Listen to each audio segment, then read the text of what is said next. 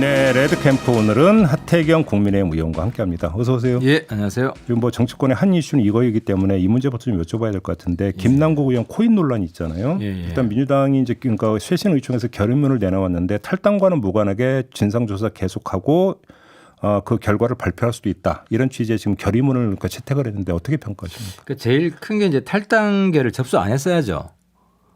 그러니까 지금 민주당이 왜곡하는 게 탈당계를 제출하면 자동 탈당이 되는 거로 자꾸 왜곡하는데 접수를 거부하면 탈당이 안 됩니다. 그래요? 예, 이 정치 행위이기 때문에 그래서 탈당계 접수할 수 없다. 조사 끝날 때까지 이렇게 이재명 대표가 단호하게 선을 그었으면 지금 뭐 꼬리 자르기라든지 먹튀 탈당이라든지 뭐 민주당 자체의 도덕성 이 시험대에 오르진 않았을 텐데 탈당을 순순히 받아들임으로써. 근데 민주당 규정상 팩스로 보내도 우편으로 보내도 탈당계 보내서 사무처에서 받는 순간 접수가 되는 거 아닌가요? 아니에요. 정당법에는 은행에서도 그렇잖아요. 접수하려고 그러면 접수 거부할 수 있잖아요. 뭐 똑같은 거예요. 접수 거부가 가능하죠. 예, 정당법에서는 접수하는 즉시 효력이 발생하는 걸로 돼 있고 그렇죠. 접수를 안 하면 되는 거죠. 그래요? 예. 아니 그러니까 그건 정당법이고 이제 당은 당규상 당은 당규는 정당법에 기반해 있는 거 똑같은 거예요. 그 범위 안에 있어야 예, 똑같은 된다. 거예요. 그대로 뺏겨 놓은 건데 근데 아무튼 그걸 지금 왜곡해서 탈당의 공범이 된 거죠. 그러니까 민주당 자체에서도 소위 말하는 뭐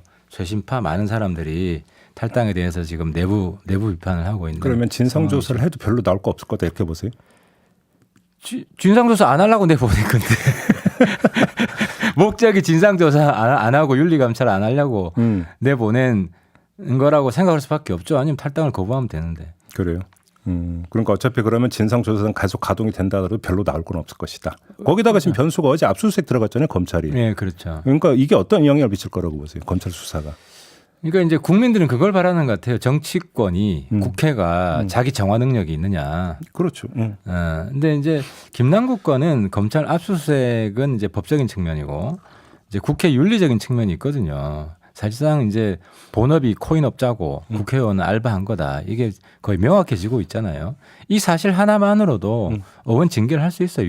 국회 윤리위에서 여야 합의를 하면. 그러니까 예를 들어서 상임위 회의 그 시간 내에 뭐 투자한 거라든지 이런 것 자체만으로도 문제가 된다. 네, 그렇죠. 거래 내역을 보면 조금 상상하기 어려워요. 거의 뭐 코인 하다 보면 코인 중독이 되고 그래서 뭐 국회 본회의는 더 했겠죠. 뭐 상임위가 그 정도면 그럼 뭐 주객이 전도된 건데 자기 직업이 그럼 그냥 뭐 코인 투자나 하라고 국회를 내보내는 결단을 할 수 있고 그 여야 합의하면 윤리 징계 다음 주도 돼요. 하니까 하나 좀 여쭤볼 게 그 어제 뉴스타파가 보도한 게 있는데 그 국회 사무처 감사관실에서 올해 초에 재산 신고 때 그 가상자산 내역을 신고해 달라는 요청을 각 의원실에 보냈다고 하거든요. 혹시 의원님도 받으신 적 있어요? 네, 뭐 내가 가이드라인이 있었겠죠. 그러니까 올해 초에 이제 보냈다고 그거를 하던데. 강조를 하지 않았어요. 그래요? 예, 예를 들어서 그 중요한 것은 이제 의총에서 올해 신고에는 이건 반드시 해야 됩니다. 의무사항입니다. 이렇게 주지를 시키는데 가이드라인 페이지가 많은데 한 줄 들어가 있으면 그걸 뭐 꼼꼼하게 보지도 않고 의무사항이 아니었어요. 그래요? 예, 의무사항이 아니었고 그래서 사실 뭐 저희 집은 재산 공개를 우리 와이프가 신고를 다 하는데 예. 네, 오늘 아침에 물어보고 왔어요. 그 뉴스 때문에 인지를 했냐 전혀 몰랐다. 물론 뭐 신고할 코인도 없지만 그래서 아마 대부분 국회의원들이 몰랐을 거예요. 다른 의원 중에 혹시 코인 거래한 사람이 있을 거라고 보세요? 전 듣지는 못했어요. 그래요? 예, 우리 코인 이야기를 근데 우리 당 사람들은 대체로 부동산 세대 아닌가요? 연령층이 국민의힘은 주식이나 부동산 코인은 잘 모를 거다 이렇게 보시는 거예요. 전통적인 근데 좀 젊은 사람들이 이제 코인에 좀 민감하고 정보를 하는데 제가 사실 조금 젊은 쪽에 속하지만 아예 뭐 코인은 사실상 하지 않았기 때문에. 근데 돈 되는 거는 나이를 가리지 않는 거 아닙니까? 자신이 있었겠습니까? 코인 얼마나 복잡한데. 아무튼 의원님부터 전수조사 주장하신 바 있죠? 그렇죠. 전수조사 당연히 해야 되고, 근데 이제 걱정이 되는 건 뭐냐면 전수조사한 결과 또 불신이 가중될 수도 있잖아요. 허술하게 하면. 근데 그러니까 사실 검증이 어려운 거 아니에요? 그게 이제 부동산하고 코인 전수조사가 성격이 다른 거예요. 그러니까요. 부동산은 뭐 토지 대장이나 등록한 서류에 행정 서류에 다 있기 때문에 그걸 검증하면 되는데 이건 이제 두 가지 맹점이 있어요. 그 해외 거래소. 그죠? 국내 거래소는 어떻게 검증이 되지만 해외 거래소가 있고 또 뭐 콜드 월릿 자기만 가지고 있는 거 너무 복잡해. 복잡해요. 그러니까 아예 검증할 수 없는 영역이 있습니다. 그래서 이 문제들을 어떻게 처리할 것인지 그래서 지금 민주당도 그냥 정치 공세만 할 게 아니라 검증 방법에 대해서 그러니까. 양당 협의에 들어가야 되고 그리고 제가 생각할 때 가장 중요한 건 본인 각서가 아닌가. 왜냐하면 사후에 들통날 수 있잖아요. 그렇죠. 그러면은 국회 징계를 감수하겠다. 책임지겠다. 책임지겠다 이런 각서를 받고 가야 되는 거 아니에요. 그래서 뭐 이걸 제가 말씀드린 이 내용을 포함해서 검증 방법론에 대한 국민 신뢰부터 확보를 해야 전수조사를 해도 뭐 거품이 아니다. 알겠습니다. 비판을. 아무튼 국민의힘에서 지금 김남국 코인게이트 TF를 발족을 시켰잖아요. 네. 그러면 지금 그 조사의 초점을 어디에 두고 있는 겁니까, 당에서는? 그러니까 일단 오죽하면 발족했겠습니까? 그러니까 이제 국민들이 제일 바라는 거는 정치권 스스로 정화를 해라라는 요구라고 하지 않았습니까? 근데 민주당이 사실상 포기했기 때문에 탈당에 동조해서 우리 당이라도 조금이라도 밝혀내는 노력을 하고 지금 뭐 의혹 전반이죠. 지금 김남국 의원 보면 입만 열었다면 거짓말이에요. 예를 들어서 어제만 하더라도 시스템상 그 전체 자기 내역을 공개하는 게 불가능하다. 근데 코인 거래소는 본인 동의만 하면 자료 다 줄 수 있다라고 하고 또 상위 밑에 한 게 뭐 수천 원 했다고 그러는데 수천만 원 한 게 확인되고 있고 그래서 지금 숨기고 싶은 게 있는 거예요. 그럼 요 점을 한번 볼게요. 그 에어드롭이라고 있잖아요. 공짜 코인을 받은 것처럼 왜곡된 기사들이 나왔다. 그러니까 아니라는 거잖아요. 이 점은 어떻게 평가를 하세요? 그러니까 에어드랍이 뭐냐? 저도 이번에 이제 알아보니까 에어드랍은 코인에서 어떤 미션을 줍니다. 숙제를. 그 숙제를 하면은 공짜 코인을 주는 거더라고요. 근데 국회의원이 공짜 코인을 받기 위해서 그 예를 들어 뭐 경품 행사를 하잖아요. 쉽게 하면 우리가 카드 쓰면 포인트 맞는 것처럼 그런 비슷한 개념으로. 아니 많이 쓸수록 받는 게 아니라 무슨 퀴즈 같은 걸 내줘요. 문제를 풀어야 돼요.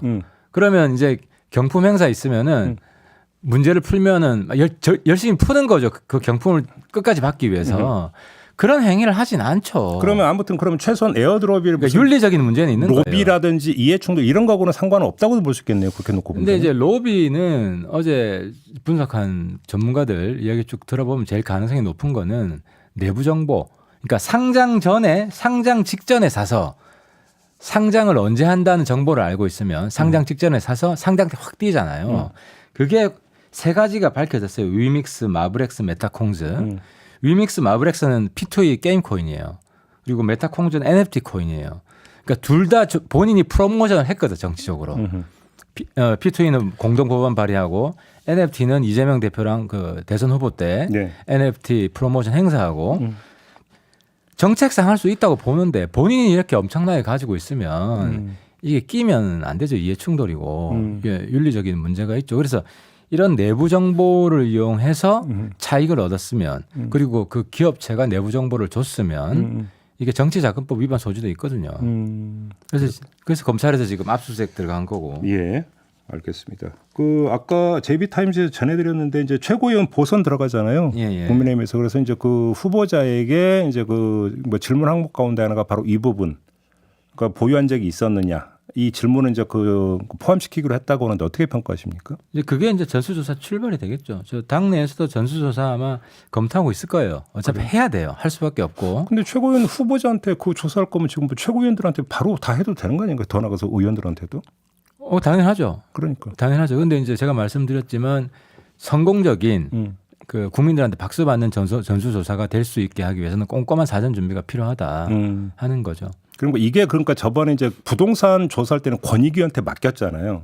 그렇죠. 그건 서류만 보면 되니까. 그러니까 그러면 이 건 같은 경우는 권익위한테 맡겨도 사실은 불안전하다 조사가 이렇게 보시는 거죠. 그렇죠. 그래서 보안 장치가 반드시 선행이 돼야 되고 그걸 여야가 합의한 다음에 보안 장치가 그럼 예를 들면 어떤 게 있을 수? 아까 일단 각서. 그렇지. 난 각서가 중요하다고 봐요. 오히려. 왜냐면 숨길 수 있으니까. 근데 나중에 들통날 수 있잖아요. 그럴 경우에는 뭐 의원직 날아가는 것도 감수하겠다라는 각서를 받고. 근데 이건 어쨌든 사전 합의하지 않으면 어려우니까. 그러면 지금 그 이제 민주당의 김남국 의원 같은 경우는 윤리특위 일단 지금 제소를 해놓은 상태잖아요. 민주당 윤리심판은 아니 국회 윤리특위에 민주당에서 했나요? 아니요, 국민의힘에서. 그러니까 국회 윤리특위는 여야 합의가 중요해요. 여야 합의만 되면 며칠 안에도 제명이 됩니다. 근데 제명을 해야 되는 사안이라고 보십니까?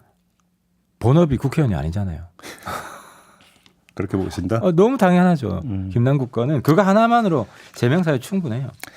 알겠습니다. 이건 이 정도로 조금 전에 최고위원 선거에 잠깐 여쭤보는데 혹시 의원님은 최고위원 출마하실 생각 없으십니까? 지금 뭐 당내 분위기는 추대 쪽으로 이용호 의원 뭐 보도가 계속 나오는데 그죠 뭐 친윤 쪽을 할 거냐 뭐 약간 뭐 덜 친윤 쪽을 할 거냐 뭐 이런 이야기가 있는데 저는 덜 친윤 쪽으로 좀 하는 게 연포탕 정신에 맞다. 저는 이용호 최고위원 됐으면 좋겠어요. 이용호 최고위원은 근데 인수위에서 간사까지 했던 분 아닙니까? 인수위 간사를 했죠. 하지만 이제 우리 당에 늦게 들어왔고 호남 출신이고 그죠. 친윤은 아니다 이렇게 보시는 겁니까? 아좀 덜 친윤. 덜 친이다. 범 친윤은 덜 친. 우리 당에 뭐 다 친윤이죠. 아 친윤도 덜 친과 더 친이 있습니까 그러면? 뭐 아무래도 저도 덜 친윤이고. 그러면 이용호 의원이 최고위원 되는 게 그러니까 현재로서는 가장 바람직한 선택지다 이렇게 평가하시는 겁니까?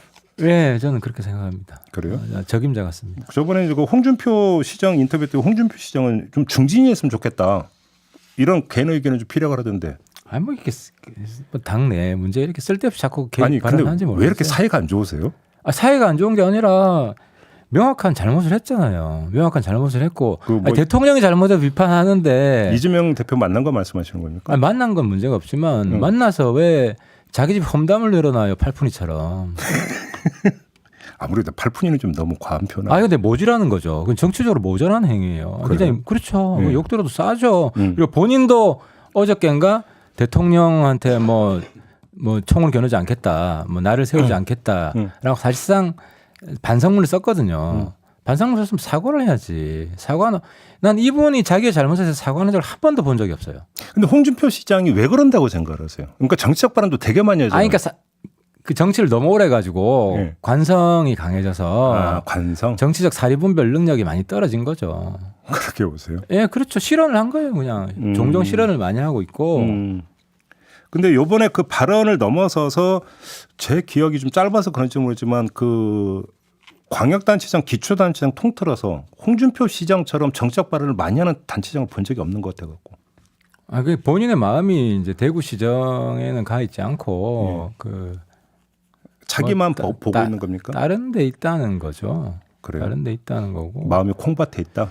그래서 대구 시민들이 상당히 불안할 거예요. 이분이 뭐 대구시 운영하는데 큰 관심이 없는 것처럼 보이거든요. 물론 잘 하시겠지만. 그래서 중앙 정치에 대한 발언을 좀 자제하실 필요가 있고 특히 당내 국정도 아니고 당내 문제까지 뭐 이렇게 시시콜콜 개입하게 되면 오히려 뭐 본인 이미지만 나빠지는 거 아니겠어요? 그렇게 보시는 거고. 아무튼 좀 발언을 좀 자제할 필요가 있다 이런 말씀이신 거죠, 정리하면. 네, 그렇죠. 예. 그렇게 보시는 거고. 알겠습니다. 그 후쿠시마 오염수 있잖아요. 예. 그 의원님 지역구가 지금 부산이잖아요. 예. 만약에 오염수 방류가 이루어진다면 부산 시민들 입장에서는 그 누구보다 특히 남해안 쪽 같은 경우는 더 예민하게 받아들일 것 같은데 어떻게 생각하십니까? 그러니까 이제 오염수를 이제 처리하고 예. 그래서 IAEA가 그걸 검증한다는 거 아닙니까? 그죠? 예. 그래서 IAEA 검증에서 통과돼야만 이제 방류되는 거잖아요. 그래서 우리 정부가 이번에 또 시찰단을 보내고 그건 이제 국민 불안이 크기 때문에 어쨌든 2중 3중으로 검증을 하겠다는 건데 이제 국민들께서 이제 정확히 모르는 게 IAEA 그 오염수 샘플을 그 우리나라도 그걸 이제 검증을 해요. 11개국이 검증단에 들어가 있는데 그 IAEA 검증단에 우리나라도 들어가 있고 그것도 그 오염수 시료를 우리가 그러니까 처리된 물을 이제 테스트를 하거든요. 검증을 하거든요. 그래서 그 처리된 결과 그 알프스라 그러잖아요. 그죠? 처리 설비. 그죠? 알프스를 통과한 그렇죠. 그 물을 방류 직전에 물을 테스트를 하고 그다음에 이번에 정부에서 보내는 것은 그 오염수 처리 과정에 대한 검증을 하는 거거든요. IAEA는 처리 결과에 대한 검증을 하는 거고. 그래서 이제 저는 뭐 그런 정부의 노력이 필요하다고 보고 뭐 방류하지 안 되는 결과가 나오면 방류를 막아야죠. 부산시가 지금 그 시찰단에 지방정부 추천 전문가를 좀 동행해 달라고 정부에 요청했다고라는 보도가 있었는데 필요하다고 보세요? 지방 그러려면 뭐 전국의 지방 광역시 다 해야 되잖아요. 부산시만 해줄 수는 없잖아요. 예. 그걸 했대요? 요청에 따른 보도가 있었어요. 그거 제가 확인해 볼게요. 저는 좀 어제부터 이제 납득이- 보도는 나왔었거든요. 지자체 전문가 참여권을 뭐 할 수는 있겠죠. 부산시 입장에서는 네. 부산 시민들의 걱정이 크니까 이런 네. 노력을 한다라는 예. 차원에서 할 수 있을 것 같고, 근데 부산시만 해주면 또 특혜가 될 것 같고 중앙정부 입장에서는 난감하겠죠. 그렇게 보시는 거고요. 아무튼 근데 지금 가장 핵심은 오염수의 안전성이잖아요. 그렇죠? 그렇죠. 근데 그 안전성 문제는 우리 시찰단이 아니라 국제 원자력 기구 IAEA에서 한다면 그럼 뭐 굳이 시찰단 보낼 이유가 뭐 있냐 이런 주장도 나오던데. 그래서 제가 조금 전에 이제 설명을 드렸지만 그 처리 결과수, 처리 결과수에 대한 검증은 IAEA가 주로 하고 우리는 처리 절차가 국제적인 기준에 부합하는지 또 처리 능력이 있는지. 아니 제가 질문 드린 취지는 처리 절차도 중요하지만 처리 절차의 결과물이 결국은 그 오염수잖아요. 그러니까 오염수 처리는 제가 좀 말씀드렸지만 한국이 하잖아요. 한국이 IAEA 팀에 포함되어 있고 한국이 시료를 가져와서 자체 검증을 하거든요. 그건 이미 한국이 하고 있는 거예요. 여기에다가 조금 더 국민들 안심시키기 위해서 그 처리 전과정 절차까지도 추가로 검증한다는 거죠. 스가 요시히데 전 총리가 그 자기가 제안했다고 주장하고 오셨죠 보도. 한국이 시찰단 보내는 거를 자기가 제안한 거라고. 뭐 정치인들은 다 공치사 할 수 있는 거죠. 큰 의미 부여하기 필요는 없을 것 같고요. 알겠습니다. 1분 남았는데 예. 오늘 저기 간호법에 대해서는 대통령이 거부권 행사하는 거죠. 뭐 그 수순으로 가고 있는 거죠. 어제 뭐 당정 협의하고 네. 간호법에 대한 입장 보면 거부할 것 같고요. 근데 이제 거부라기보다 제의잖아요. 국회에서 다시 재심의하라고 하는 거고. 근데 그래서 이제 우리 당에서 그 타협안을 내놨더라고요. 4가지 이제 수용을 하면 이제 새로운 법안 통과시킬 수 있다고 하는 거기 때문에 그 중에서 이제 뭐 지역 사회를 빼라, 전문대 졸업한 사람도 간호전문사 될 수 있게 해라, 뭐 이런 내용들이 있고. 그래서 민주당도 좀 타협을 했으면 좋겠어요. 여야 협상이 다시 될 거다. 아니면 뭐 지금 극단적인 싸움이 되는 방향으로 가잖아요. 간호사 단체랑 뭐 간호조무사, 의사. 그래서 정치권이 이익단체 갈등을 조정을 해야 되고 그리고 이제 간호법은 제일 큰 의의가 단독법을 지금 통과시키는 게 제일 큰 의의고 그러면 뭐 첫 출발이 100% 만족스럽지는 않더라도 단독법이 만약 통과가 된다면 간호사 단체한테는 큰 진전이라고 봅니다. 그래서 그 내부 내용은 좀 수정해도 타협했으면 좋겠어요. 알겠습니다. 시간이 다 돼서 여기서 마무리해야 될 것 같네요. 고맙습니다, 의원님. 예, 수고하셨습니다. 네, 하태경 국민의힘 의원이었습니다.